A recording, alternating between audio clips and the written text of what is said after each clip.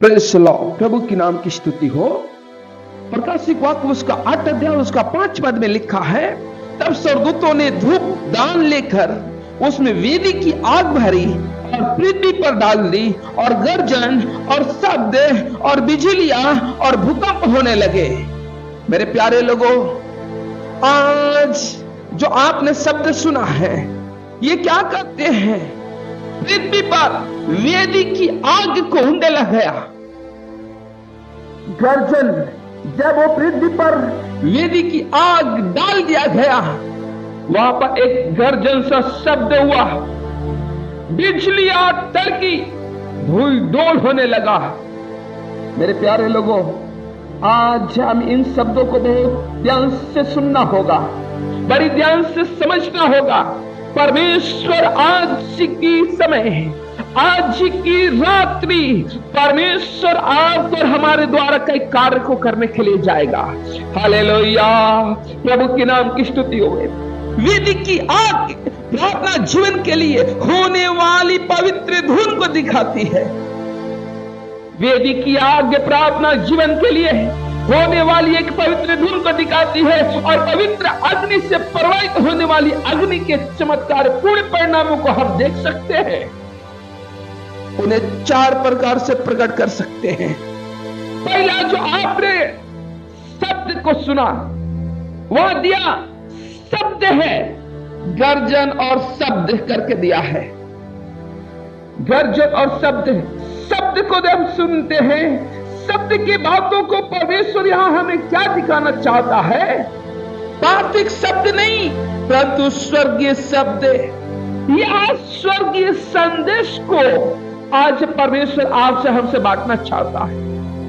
यदि मंच पर से प्रचारक ठंडे या अनुचित संदेश देते हैं, तो उसका कारण यह है कि पवित्र भूमि पर घुटना टेक कर प्रार्थना करने वाले शूरवीर लुप्त हो गए हैं।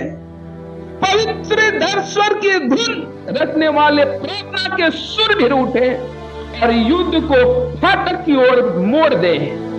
पवित्रता की प्रचारकों को पाने के लिए हमें पवित्र लोग चाहिए, जो अपनी सामर्थ्य प्रार्थनाओं के द्वारा अनुग्रह के सिंहासन पर तेजी से धावा कर सके।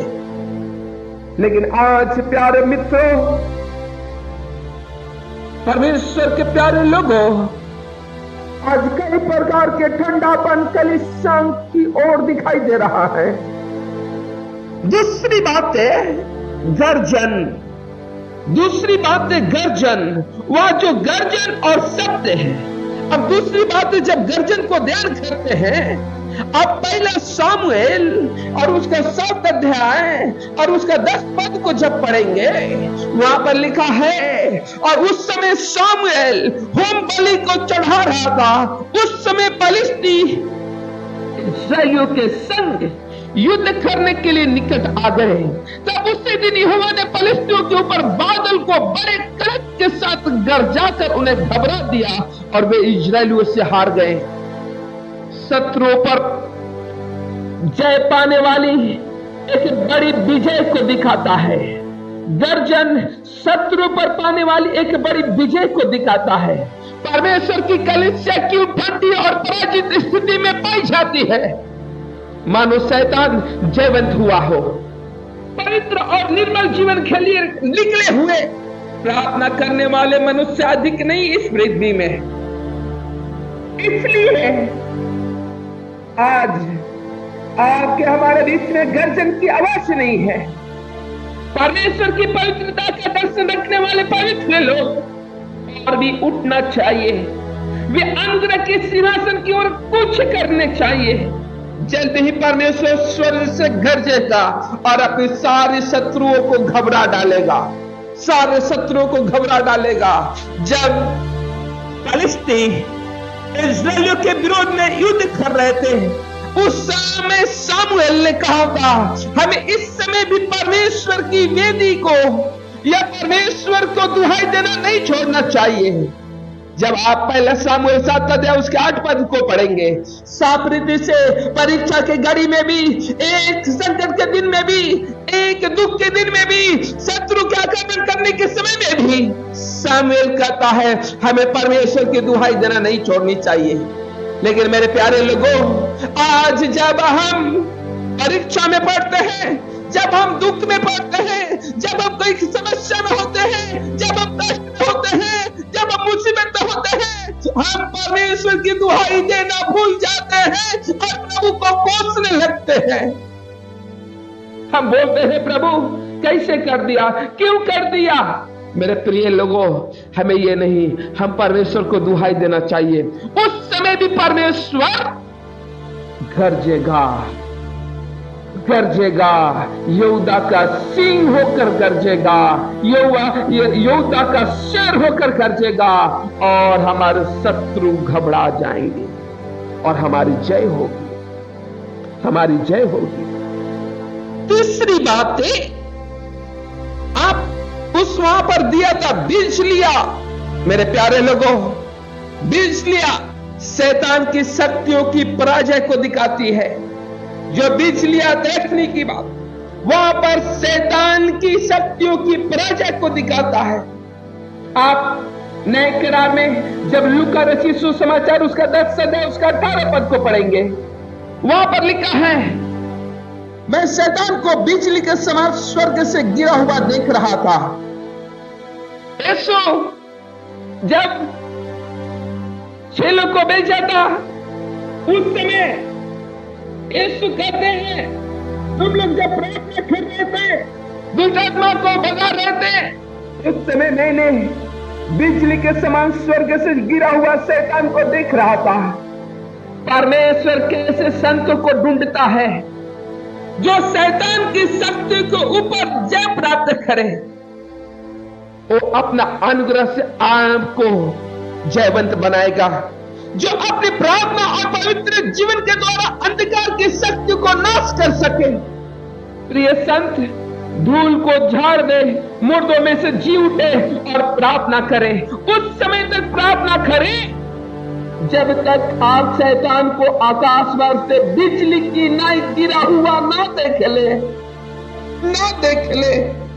मेरे प्यारे लोगों, जब इस भाव के साथ, जब इस आप विश्वास के साथ प्रभु के सन्मुख में घुटने को टेकेंगे, परमेश्वर आपकी घुटना को मजबूत करते हुए आपको जीवित बनाएगा, ये हमारा भरोसा है।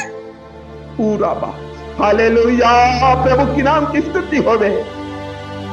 चौथी बात है, धुई डोल को देखने के समय में, हाँ, प्रार्थना का जीवन करने वाले लोग, प्रार्थना में जीवन बिताने वाले लोगों को एक निर्दोष जीवन बिताने की जरूरत है।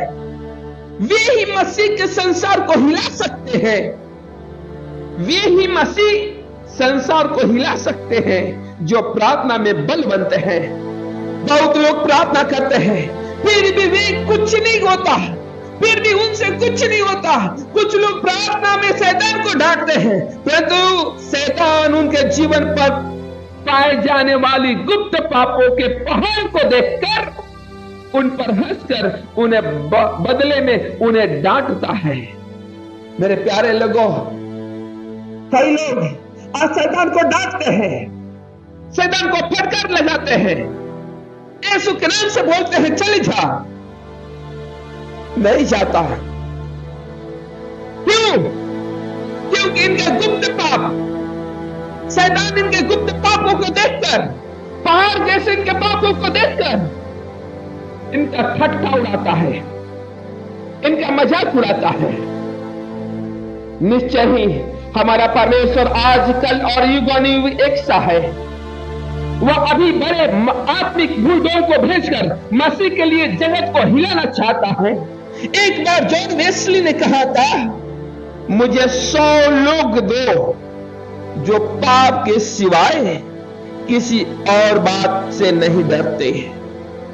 परमेश्वर के एक दास जॉन वेस्ली, शायद आपने नाम नहीं सुना होगा, आप इनके जीवनी को अब पढ़िएगा, आप इनके जीवनी से प्रेरणा लीजिएगा। उन्होंने कहा था, मुझे 100 लोग दो जो पाप के सिवाय किसी और बात से नहीं डरते और परमेश्वर के सिवाय किसी और से प्रेम नहीं करते, चाहे वे किसी भी पृष्ठभूमि से आए, कोई अंतर नहीं, तो भी वे मसीह के लिए संसार को हिला सकेंगे और स्वर्ग राज्य को स्थापित कर सकेंगे। परमेश्वर के प्रिय लोगों, परमेश्वर आप ही हमें निर्दोष जीवन बिताने की सहायता करके है हमें एक चौके सोने से बना हुआ धूपदान बनाए, ताकि हमारी प्रार्थनाएं भी स्वर्गीय धूप के समान गर्जन, शब्द, बिजलियां और भूई डोल का कारण बन जाए। प्रभु आप सबको आशीष करने पाए। इन दिनों में आप अपने आप को बड़ी सावधानी के संभाल कर, बड़ी सतर्कता पूर्वक अपने आप को अपने परमेश्वर, जीवित परमेश्वर के हाथ में सौंपे। वो आपका मददगार रहेगा। प्रभु आप सबको मदद करने पाए।